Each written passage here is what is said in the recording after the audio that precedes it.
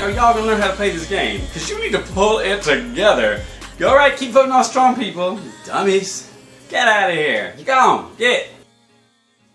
Hello Survivor Buffs, it's me, Toby. And on behalf of the Buff Headwear Company, I'd like to welcome you to my recap of episode 3 of Survivor Blood vs. Water. This was a jam-packed episode. We had family members fighting with each other. We had more than one person leave the game. And we had an injury that looks like it could be serious. And guiding us through it all was the voice of reason. And this was an episode in which people really told other people their brutal truth and were very honest. And the main person doing that is the person I would like to use as our guide through this recap, and that's the man himself, Jeff Probst. So let's look and see how he addressed the biggest elephant in the room, and by elephant I mean jackass, Colton Quits. So Colton obviously decides to quit the game early on. He's not going to win, so he decides to quit. He does it with tears and tries to get sympathy, and Jeff is having none of it. Jeff Probst hates one kind of person, and that's a quitter. He hates people that quit. And he just goes after Colton and says, so you're quitting for real, huh? You're quitting for real again. And reveals the bombshell that Colton was faking his injury from one world and that he actually now is doubly quitting. Oh my god, I did not know this! It makes Colton even shadier. But also means that the casting people cast a quitter again. So, you know, I mean, it's kind of Jeff yelling at Colton, a little bit of Jeff, I think, yelling at himself. Now, some other people also chimed in and directed to told Colton how he was acting. One of those was Tina, who said, we're not playing his game, so he wants to quit. And another was Tyson, who basically told Colton, you acted like that before your back was against the wall, so don't try to blame us for you turning into One World Colton again. Colton, of course, earlier had said that these people are nothing like the people he played with on One World. Right, because they don't know how to play it here. Those people on One World allowed you to take them to a tribal council they didn't need to go to, so you could vote off a black person who had done nothing to you, who had done nothing to anybody. And it was crazy. So yeah, the people playing now aren't crazy, and so, you know, you couldn't take it, yet again, you weren't going to win, so you quit. Lame. And strangely enough, the only person who didn't have a strong reaction to the Colton thing was Colton's fiancé, Caleb. What is going on there? I don't understand. He just seemed so nonplussed about it. He just really didn't seem to care. I mean, I understood that part. It was just very weird. It didn't seem like he felt sympathy for Colton or felt bad for him. It was just odd. I swear, Colton is blackmailing him. He like owes money to the mob or something because Colton has to blackmail him. I don't understand that at all. I do not. It is just inconceivable.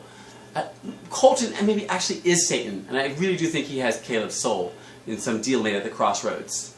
Because there's just no friggin' way. Now, if Caleb just learned how to play the fiddle or something real fast, he could get his soul back. Because he gotta get out of that relationship. Get out. Quickly. So, also at the Redemption Island Arena, Jeff continued to talk about what was going on during the Redemption Island Challenge, which was very difficult. And he just kept on talking. He does this sometimes. He talks a lot during the challenges, and this challenge required concentration. And the whole time he's like, well, I don't know what they're going to do. I mean, it's a bajillion degrees out here. It looks like Marissa's carrying a little weight in her hips, so that might hurt. Oh, someone just hit the bar, lost a third of blocks. They have to put 100 blocks up, so they have to do a third. That would be 33 in the third. What do you think that would be? Yep, 33 in the third. I was like, Jeff, shut up. Let them talk. If I was them, I would cuss him out so bad. Sometimes Jeff is a little much, like he feels like there always has to be voice going, but it doesn't necessarily need to be, especially if it's going to be distracting for the contestants. Candace emerged victorious again, and Marissa came in second, and Tyson's girlfriend Rachel was gone. Speaking of which, I thought it was very sweet when Tyson came up to her and said, did you have fun while you were here? When he was interviewed, and then compared the fact that, you know, he wants to make sure it's always a game, because he wants to keep it in perspective, unlike Colton. I, for the first time ever, liked Tyson.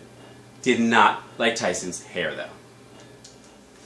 Alright, then Jeff was able to guide us through the next major section of the show, which was the immunity challenge. An immunity challenge pitted people against each other with these weird duffel bags. That was very weird. They were duffel bags. And I was like, okay, that's strange. I'll just get my backpack and just hit you with it. And Jeff was able to kind of, bring up some things that, of course, the editing was going to bring up later. The main one being the thing between Aris and his brother Vitus. And so Aris and Vitus, or Vitus, or Vital Sassoon, I don't know. They have, of course, a rivalry being brothers. And it turns out that Vitus was a bully, according to Aris. And according to Vitus, Aris was the golden child. So he didn't really say he wasn't a bully, but he sort of was trying to explain it away. And so Jeff, wants to talk to them. He has to interview, get all the information out of them. I love it. And then as they're battling, the two guys, Aris actually stops because they're at an impasse, and he tells Vitus to go ahead and reset. And right then, in a really, really, really, really jackass move, Vitus tries to do a sneak attack on Aris, which does not work. But Jeff points it out. Jeff points out that his unsportsmanlike attack, that it was a cheap shot. Jeff is just right there pointing it out. I loved it. I loved it. Jeff called him out right there. Then we had to interview them after. Aris is sad. He doesn't want to fight against my brother. Fight against your brother. Come on now. And then, of course, Vitus had to say that he was proud of Aris. Maybe he was, and more likely he is way sneakier than he originally seemed to be. He's definitely shady, and he just knew he needed to save face at that point. But Jeff Probst, wouldn't let it go, and actually called him a bully at one point. Bought into the whole thing. So I love when Jeff Probst pretends like, for example, at Tribal Council, like he doesn't know the backstory, but somehow he's using the same terms that the contestants are using in the interviews. Yeah, whatever, Jeff. Right, you don't know this story. Right. Mm-hmm. There are a couple other developments that happened. Tyson threw his shoulder out, and two girls, Katie and Sierra, fought against their moms and lost. It was hilarious to see the Latina Weston knocking her much bigger daughter over. So it was interesting that girls, again, on the Loved Ones tribe, were on the chopping block because supposedly they were like bad players because they lost their mothers. That was John's argument.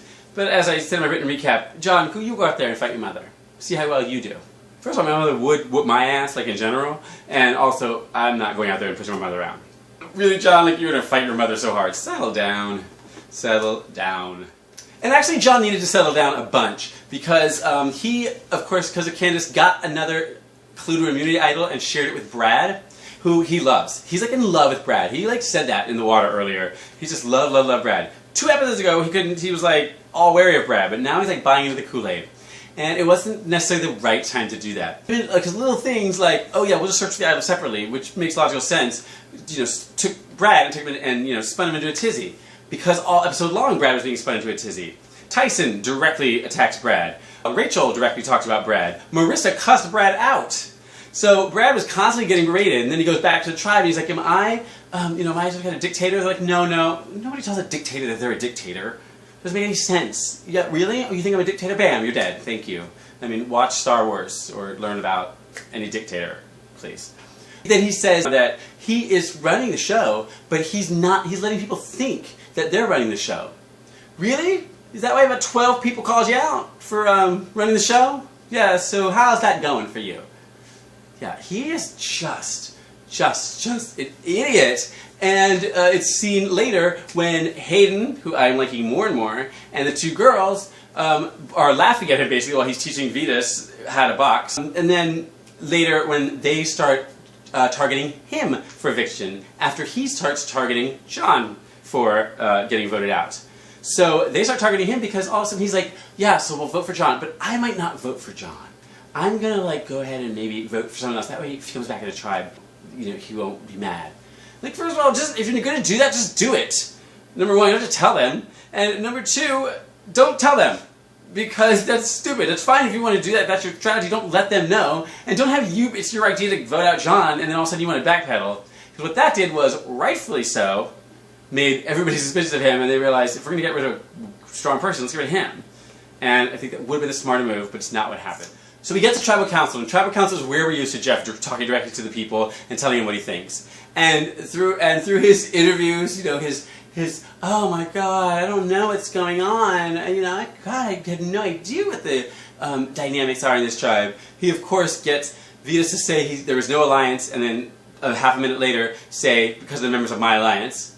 And he gets also the news out there that John has not shared the clue to his immunity idol with, for example, Hayden, and that the seeds of distrust are sown.